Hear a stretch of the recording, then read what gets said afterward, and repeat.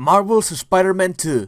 You know why is it called Spider-Man 2? Because we only have 2 trailers for the game, and probably that is all that we are going to get. Well, we also have a CGI trailer, but that one doesn't count. In an era where all video game companies want to shove as much information about their next video games up your ass as possible, it feels weird how little we know about Marvel's Spider-Man 2. Basically, here's all we know. Marvel's Spider-Man 2 will feature 2 Spider-Man. A Spider-Man, but not the cool Spider-Man, but the Spider-Man from the worst movies. I don't feel so good. And the other Latino Spider-Man whose name starts with an M, but not the cool one, the lame one. Mary Jane now looks like she aged like 60 years in the span of a few months. Probably she will be the new Aunt May for all we know. Now Spider-Man switched teams and we have 2 black Spider-Men. Sony is getting extremely political at this point. I don't know how much of this I can take anymore. And that's not even the worst, they contradict themselves, because if you look closely at the trailer, you can see that Mary Jane is clearly running from a black man. Is she racist? They released the first special edition for a PS5, but it looks like something that the graphic designer came up with at the last minute. He just said, here we go. If I was in charge, I would have just looked at Google, steal one of the designs made by fans, modify it a little bit, and boom, profit. What is the fan going to do? Sue me? What I mean is that it's not bad, but it could have been much better. Also, what's up with their stingy ass this time?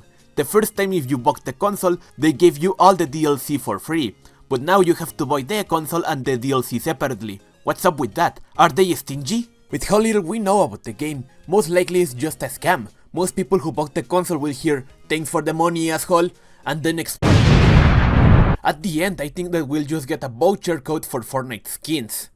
Treat yourself to 19 inches of venom.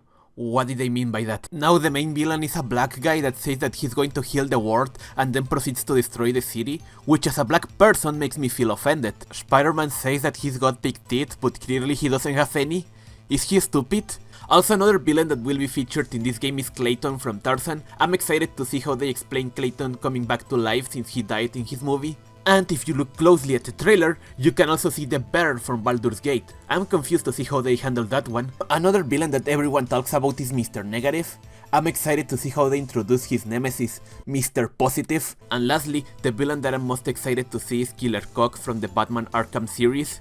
I wonder if we'll see the Jonkler. There's also rumors that we'll see Morbius fighting Spider-Man in this game, which I'm excited because he will say, "It's Morbing time, Spider-Man!" If you look closely, you can see that Spider-Man has web in his armpits. This will be explained in the game. Basically, after Aunt May's death, Peter is now in a profound depression and he hasn't showered since the last game, so he will be using his armpit hair to glide around the city. I didn't know there were bears in these woods. Spider-Man, you're inside a building, you freaking moron. Something that everyone is complaining about is how they butchered Spider-Man's suit by adding white lines, which is something that I actually agree with. But you can appreciate that Insomniac Games actually learns from their mistakes.